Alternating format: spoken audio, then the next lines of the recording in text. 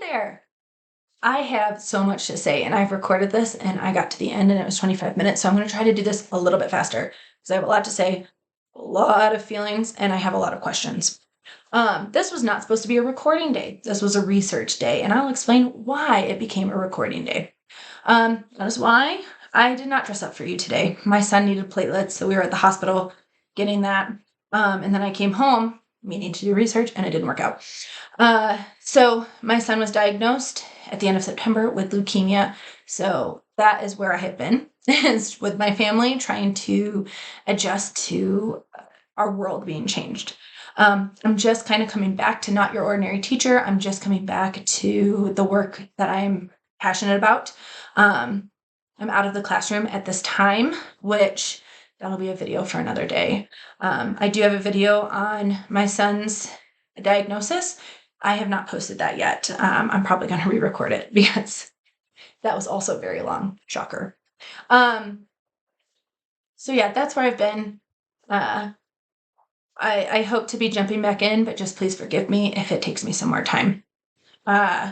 So research. We're coming to the end of the Biden administration, and I wanted to know what the Department of Education has done in these last 4 years. I wanted to do that research so that I could share it with you. I was hoping to find some of the good things that we might not have seen in the news, in the media, on social media. So that was my purpose for today. As I was diving deeper, I had to keep diving deeper. So I start looking, and then I have to keep looking, and then I have to keep looking. And I was doing it for about a half hour. And please know, I'm not a journalist. I am just diving into like scholarly research with my doctorate. It's different. And there are similar skills, but there's also different skills, and I'm not skilled. So I'm diving deeper. As a teacher, I should be able to just find that this should be more easily accessible, is what I'm saying. If I just think back to the last 4 years, what has happened, there's been the ESSER funds. Those have been really good. They came out around the pandemic time, 2020, 2021, and they were to support schools in making sure that we had the technology, the resources, the staff to make sure that we could provide for students during the pandemic. That's good. And that was national. That was from the U.S. Department of Ed. That went away before the start of this school year, and there are jobs that are no longer there. There are positions that are no longer there because those funds were lost. So that's teacher assistants, that is paraprofessionals, that is mental health professionals, and other staff members that help students grow and learn. So that's a bummer, like times 20. So that's national. The other national thing that has been consistently talked about is the student debt relief. Love that idea.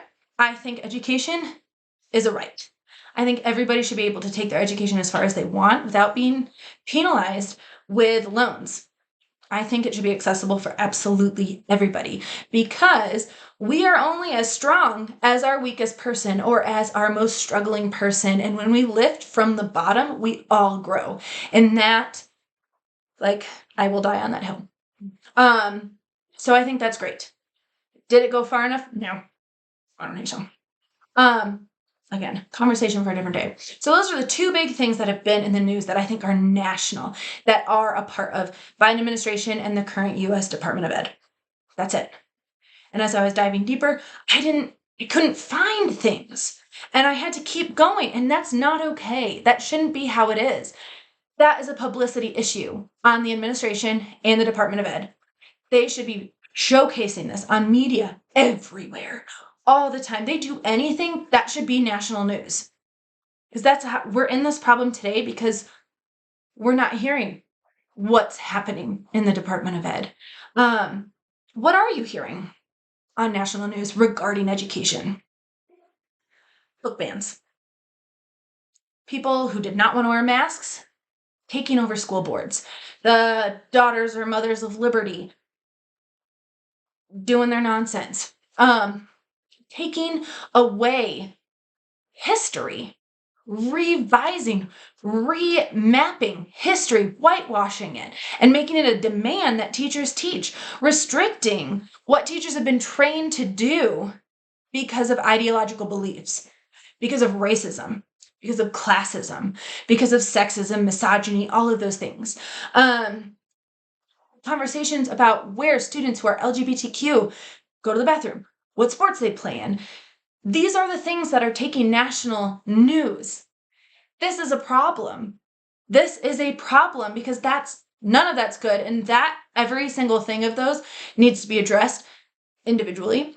But as a whole, if we're having these news and media outlets coming forward and only talking about this, no wonder people are like, dismantle the Department of Ed. Like, we're not connecting to the good that is happening in education, the vitalness or the need for what we do, because it is so much. It is so much. And I think community to community, they can see that. But nationally, I think there's so much misinformation out there.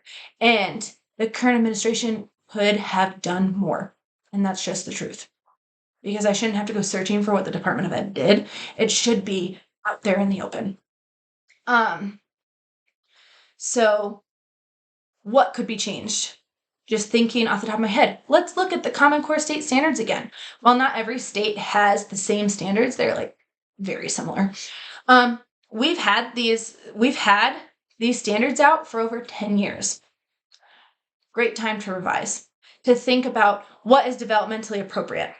Because I think while we're trying so hard to reach college and career ready, we're not treating the child where they're at developmentally.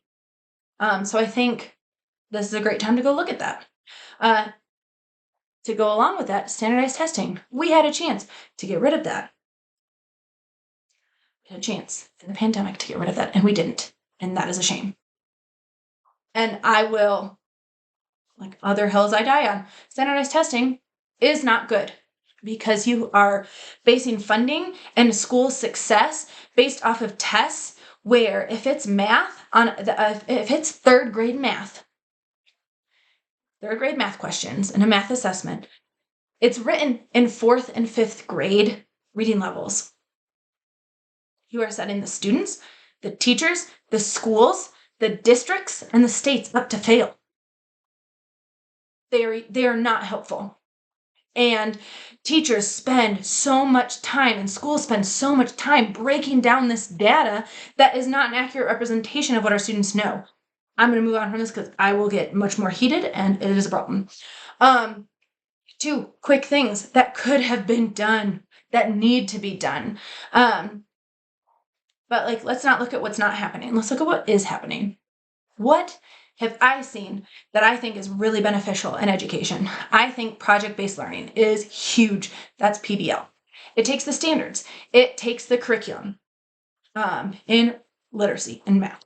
Takes those and it blends it with the science and social studies standards, and it makes a full day basically of learning similar content and researching similar content and building skills within that content area. And then they're creating something that benefits their community. So 2nd graders learning about hunger, it ties to their reading curriculum and the things they're reading there. It ties to the social studies standards about building community.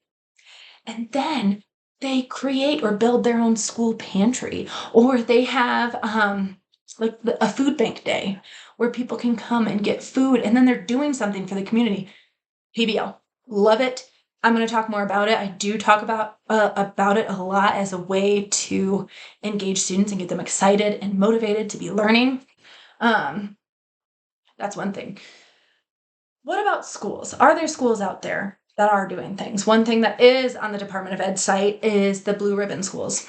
I didn't click on any of that because I was looking for policies and addendums or I don't know, the legal stuff or the political side of it. But blue ribbon schools, what's making them blue ribbon? Is it just test results? Maybe that's something I'll research and get back to you on. There's a school in Atlanta, Georgia. It's called the Ron Clark Academy. It's been around for years. It's been around the entire time I've been teaching and longer because it's been successfully around. And I found it online on social media. The teachers are on social media sharing what they do. Ron Clark himself, who created this academy, is online sharing things. There's books that the teachers and the administrators have written to share what they do at the Ron Clark Academy.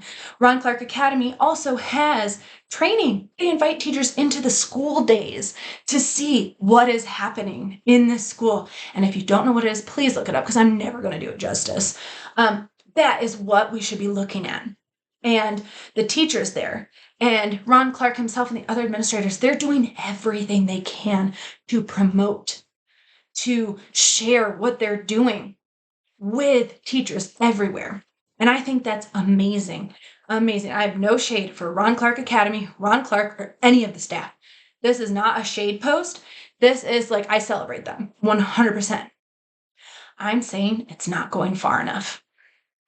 Now, they are doing everything they can, but it shouldn't be on them. It should not be on them. We should be looking, as the Department of Ed or as districts, should be looking at schools that have what they need, that are doing it, and go in and provide the training needed to help their teachers do it.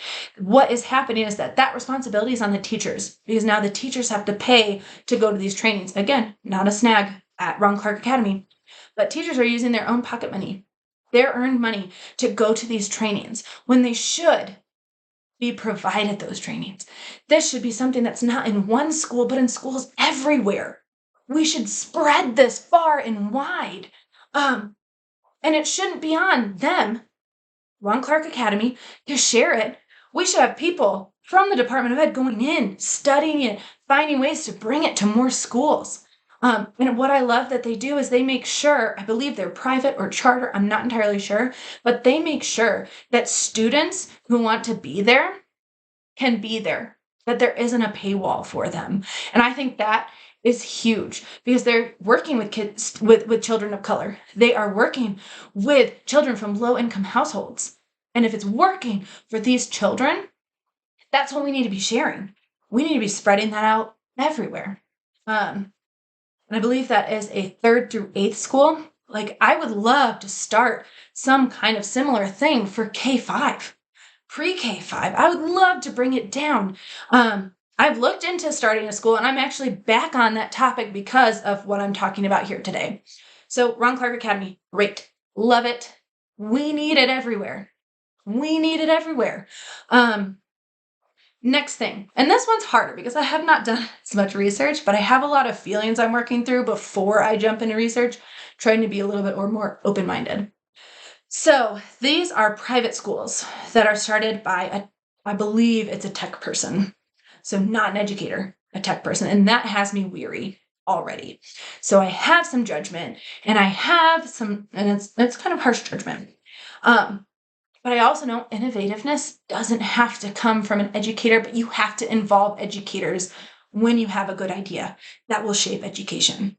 So maybe this person is involving education and educators a whole bunch.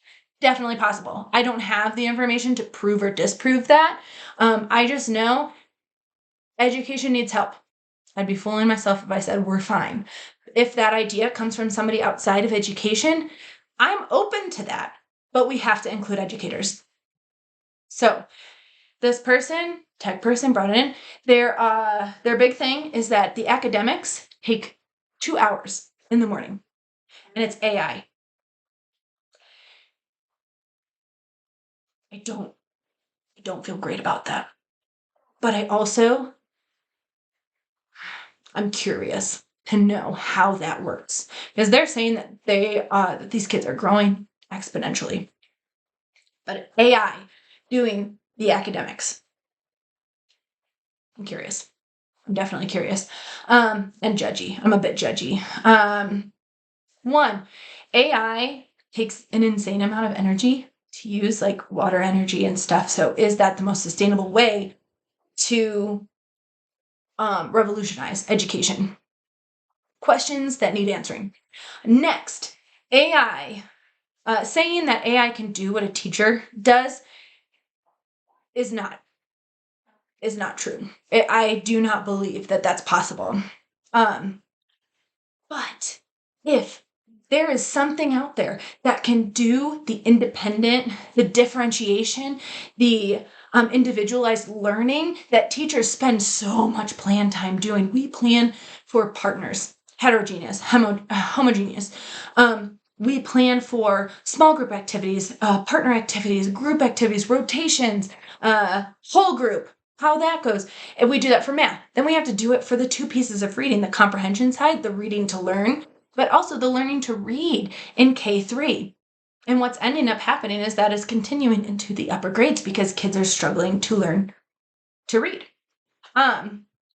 If there's something that can help teachers be more successful, not saying that we should just rely on AI.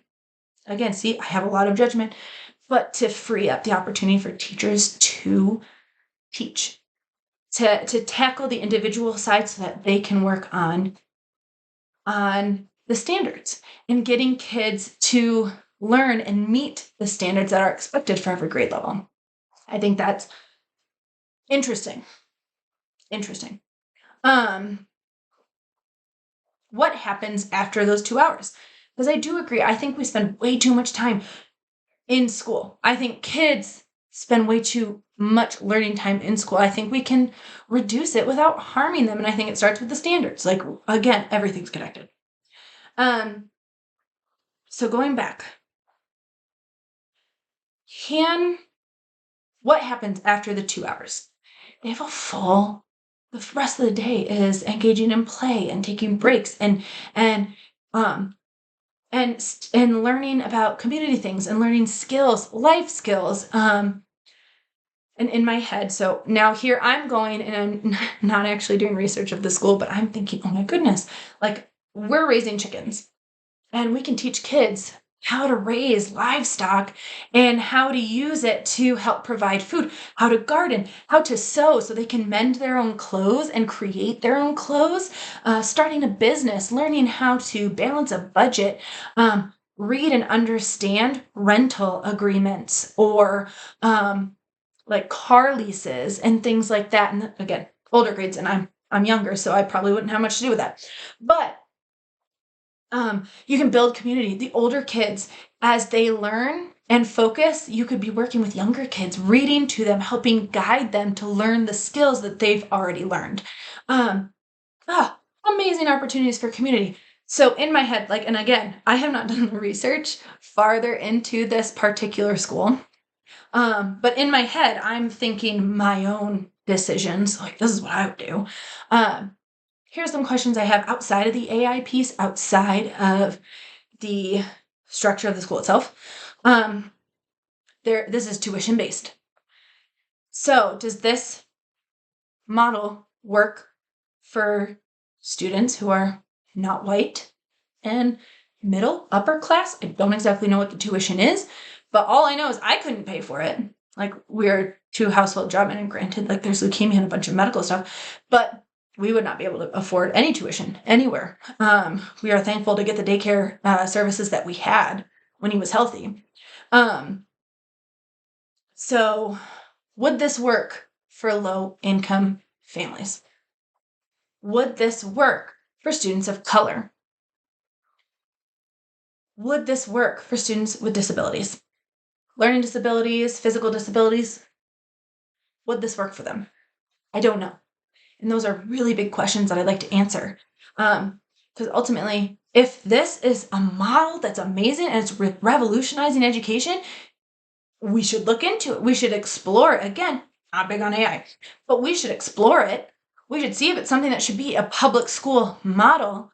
My problem is I have listened to this person. They talk about parents should have the choice of where to send their kids. And my problem with school choice is, again, my belief that when we lift our most struggling, most challenged person, we all grow. When we start from the bottom and build up, we all grow.